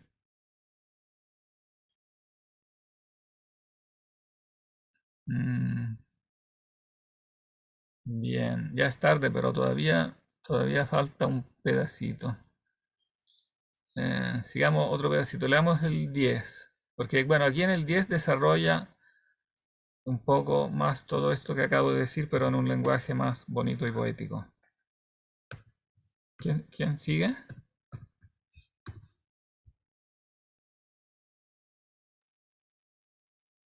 Yo puedo leer, Sabina, perfecto. ¿sí? Desde el Lee el 15. párrafo. eh, Oh Dios de las virtudes, conviértenos y muéstranos tu faz y seremos salvos. Porque a donde quiera que se vuelva el alma del hombre y se apoye fuera de ti, hallará siempre dolor, aunque se apoye en las hermosuras que están fuera de ti y fuera de ellas, las cuales, sin embargo, no serían nada si no estuvieran en ti. Nacen estas y mueren, y naciendo comienzan a ser, y crecen para llegar a perfección, y ya perfectas comienzan a envejecer y perecen. Y aunque no todas las cosas envejecen, mas todas perecen, luego nacen y tienden a ser. Cuanta más prisa se dan por ser, tanta más prisa se dan a no ser. Tal es su condición. Solo esto les diste porque son partes de cosas que no existen todas a un tiempo, sino que, muriendo y sucediéndose unas a otras, componen todas el conjunto cuyas partes son. De semejante modo se forma también nuestro discurso por medio de los signos sonoros. Uy, porque nunca sería íntegro nuestro discurso si él, una ¿Y en palabra no él? se retirase, una vez pronunciadas sus sílabas para dar lugar a otra. Alábate por ellas mi alma, oh Dios creador de cuanto existe, pero no se pegue a ellas con el visco del amor por medio de los sentidos del cuerpo, porque van a donde iban para no ser y desgarran el alma con deseos pestilenciales.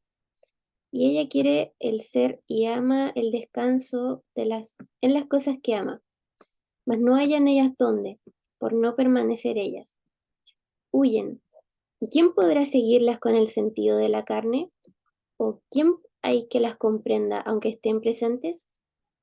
Tardo es el sentido de la carne por ser sentido de carne, pero esa es su condición.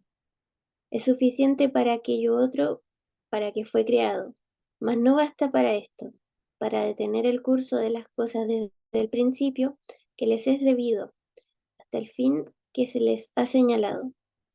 Porque en tu verbo, por quien fueron creadas, oyen allí, desde aquí y hasta aquí. Uy, ¿Se entiende? es bien enredado de leer la verdad, no le voy a mentir.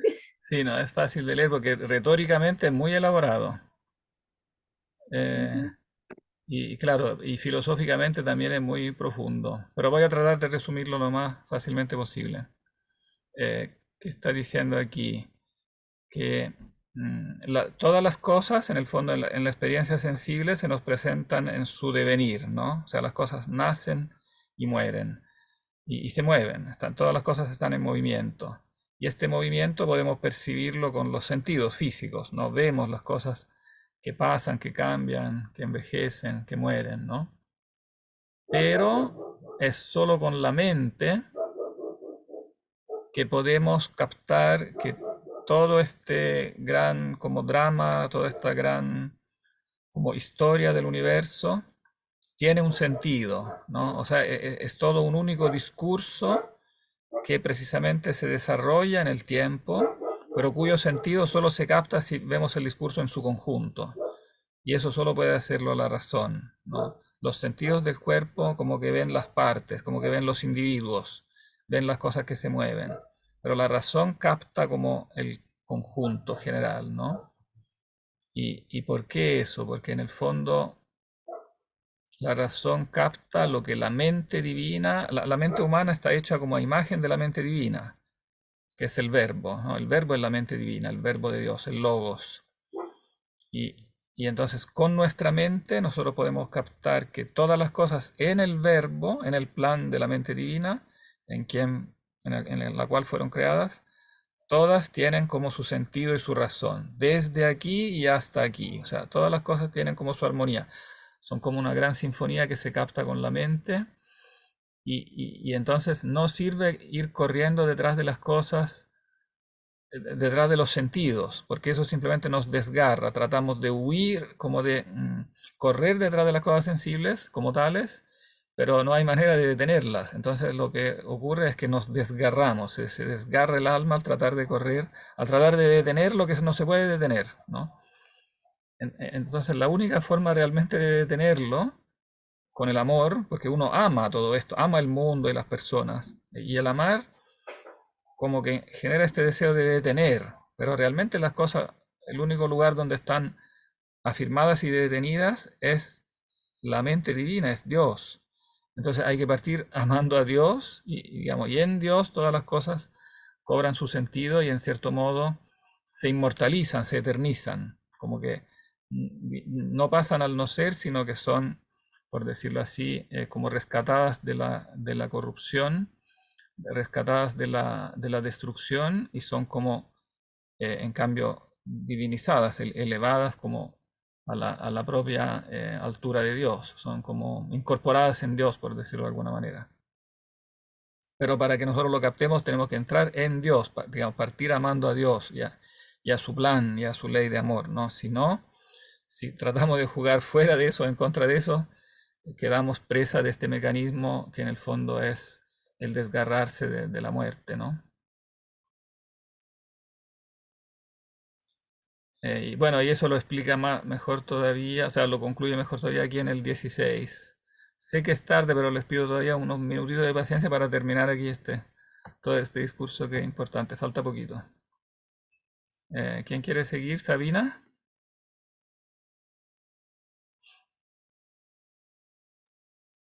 Bueno, un momento, sí. Ya. No quieras ser vana, alma mía, ni ensordezcas el oído de tu corazón con el tumulto de tu vanidad. Oye también tú, el mismo verbo clama que vuelvas, porque solo hallarás lugar de descanso imperturbable donde el amor no es abandonado, si él no abandona. He aquí que aquellas cosas se retiran para dar lugar a otras, y así se componga este bajo universo en todas sus partes. Pero ¿acaso me retiro yo a algún lugar? Dice el verbo de Dios. Pues fija allí tu mansión, confía allí cuanto de aquí, cuánto de allí tienes, alma mía, siquiera fatigada ya con tantos engaños. Encomienda a la verdad cuanto de la verdad has recibido y no perderás nada.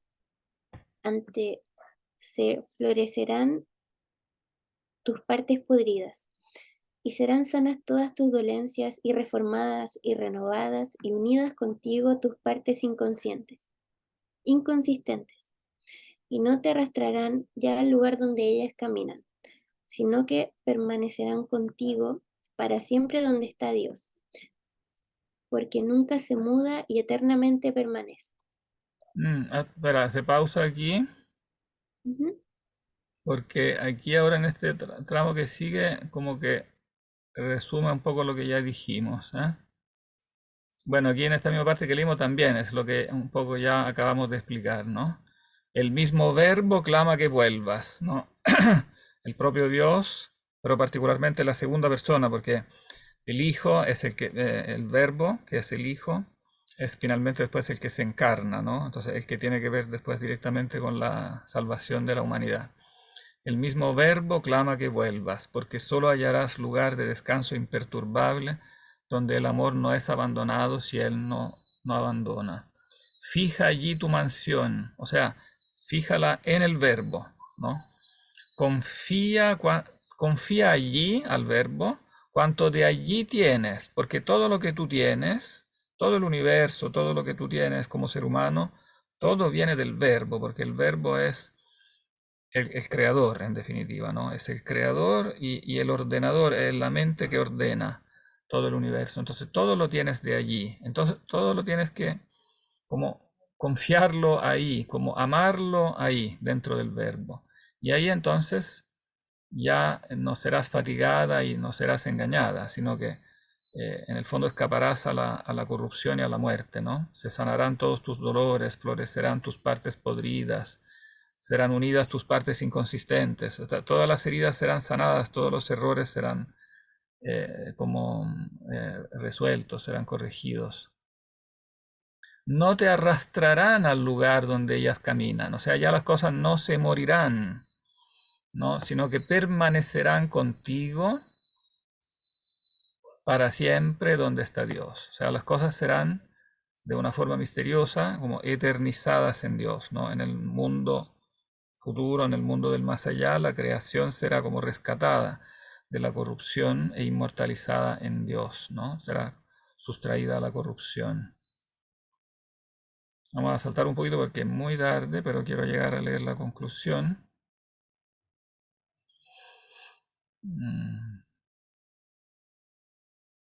Leamos.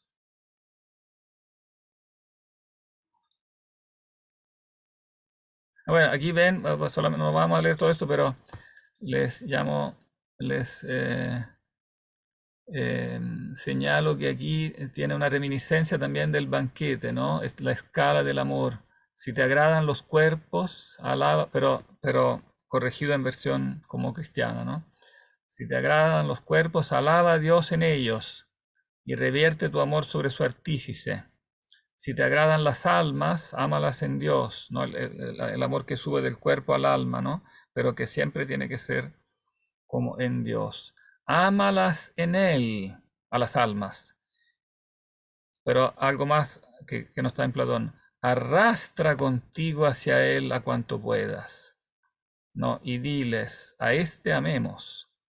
Él es que ha hecho estas cosas y no está lejos de aquí, porque no las hizo y se fue. Antes de Él proceden y en Él están, ¿no? O sea, las almas no son simplemente una escala que nos lleva a Dios, sino que son otras personas a las cuales hay que arrastrar hacia Dios, ¿no?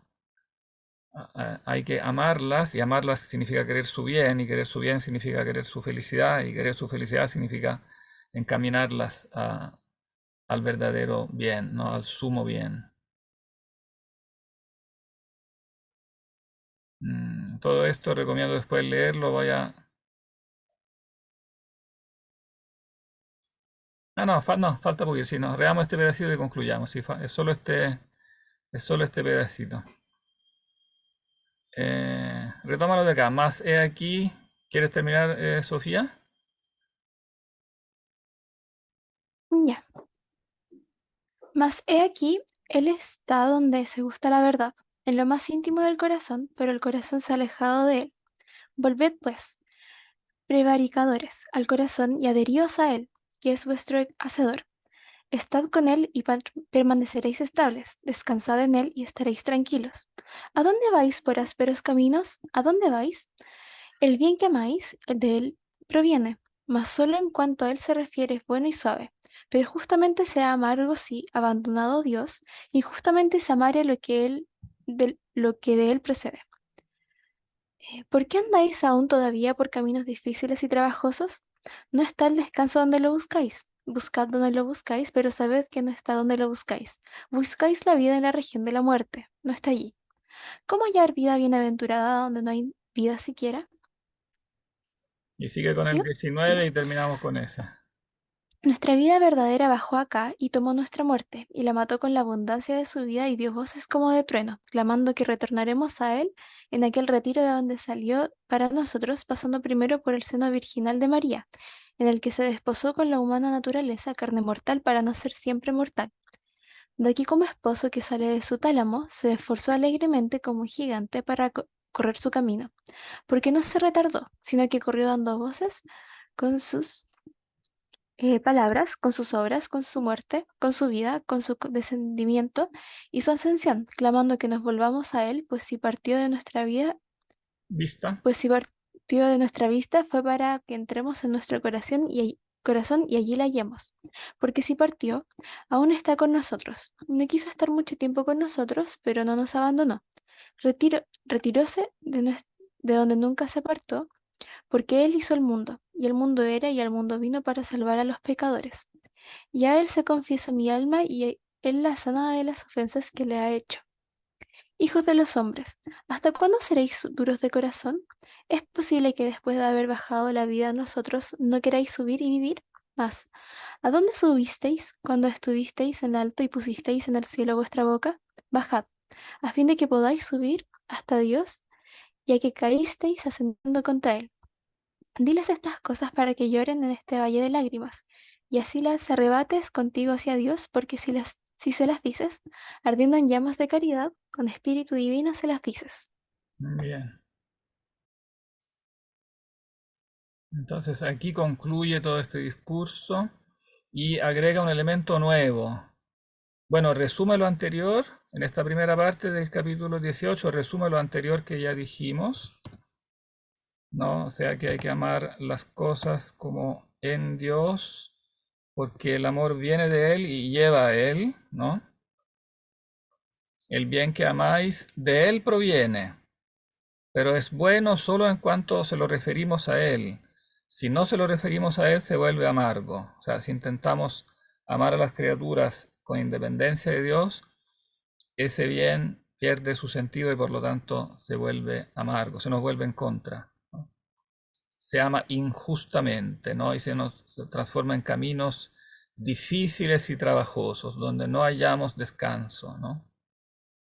Y agrega finalmente en el 19 un elemento nuevo, que es el elemento de la encarnación, ¿no? Este verbo, que es el creador del universo, finalmente es el mismo que se encarna. Bajó acá, ¿no? Nuestra vida verdadera bajó acá y tomó nuestra muerte. No, fíjense, bueno, en el continuo juego retórico, todo este capítulo 19 es un como densísimo juego como de antítesis retóricos, ¿no? La mató con la abundancia de su vida.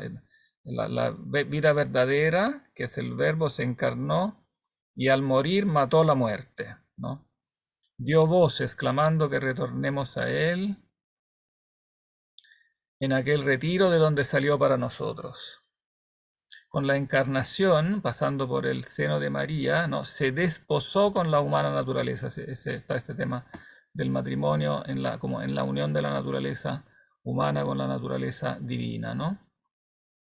Después, bueno, resume como en poquísimas líneas como la aventura de la vida terrenal, ¿no?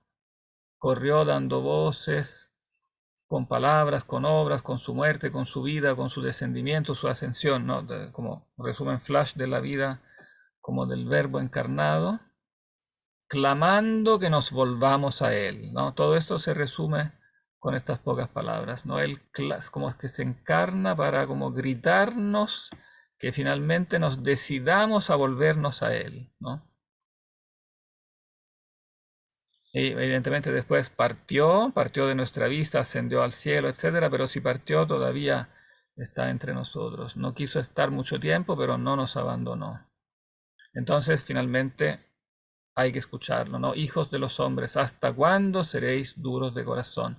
Todo esto que está en cursiva son todas citas bíblicas. Los editores modernos las suelen poner en cursiva, ¿no? Y Agustín, como ven, como que entreteje todo el discurso está entretejido de citas bíblicas, ¿no? Es posible que después de haber bajado la vida no queráis subir, o sea, la vida bajó para veniros a buscar y entonces ahora es como fácil, ¿no? Hay que subir. Mas, ¿a dónde subisteis cuando estuvisteis en alto y pusisteis en el cielo vuestra boca? Cuando fuisteis soberbios, ¿no? Cuando estuvisteis en alto y pusisteis en el cielo vuestra boca significa cuando quisisteis vosotros ser grandes con vuestra grandeza humana, que en realidad es inconsistente, ¿no? Simplemente os hinchasteis de soberbia, ¿no? Lo que hay que hacer es bajar, o sea, ser humildes, ¿no? Bajar, ser humilde, reconocer la propia pequeñez, a fin de que podáis subir. Ya que caísteis ascendiendo, ven que está el continuo juego de la antítesis, pero que tiene un profundo significado, ¿no? Espiritual. Hay que bajar para poder subir. Quien se humilla será exaltado, ¿no? Y quien se exalta será humillado. Caísteis ascendiendo contra él, queriendo ser como rivales de Dios, queriendo como ascender de esta manera falsa, finalmente caísteis. Entonces, a los seres humanos, a todos, diles estas cosas, ¿no? Para que lloren en este valle de lágrimas y así les arrebates contigo hacia Dios. Retoma el tema de antes, ¿no? Que el amor finalmente al prójimo consiste en arrebatar al otro hacia Dios, ¿no? porque si se las dices ardiendo en llamas de caridad, con espíritu divino se las dices. Pero para poder decírselas de verdad, tienes que hacerlo con el propio amor que viene de Dios, ¿no? No lo puedes hacer con las fuerzas humanas, tienes que hacerlo inflamado por el Espíritu de Dios. Si lo dices inflamado con ese espíritu, te van a escuchar, o sea, va a sonar verdadero, ¿no? Bien, y aquí terminamos entonces. Gracias por el esfuerzo de llegar hasta el final. No sé si hay alguna última pregunta o duda. Profe, yo El, tengo una... No, pero, no, dale, dale. el certamen va a quedar entonces para este fin de semana. ¿Lo voy a enviar como después? Ah, O sí, lo voy a enviar para que lo entreguen, yo creo, sí, puede ser dentro del fin de semana, algo así, dentro ya, del sábado. Voy a ya, poner ok. el sábado para no poner domingo, pero pueden tomarse el domingo si quieren. Sí. Ya, Voy a poner como fecha oficial el sábado porque no me gusta poner fecha oficial el domingo, pero si alguien quiere tomarse el domingo no hay problema. Entonces voy a mandar, más tarde voy a Profesor, mandar como la pauta para eso. Profe, ¿Sí? yo no puedo darle como la prueba un sábado ni un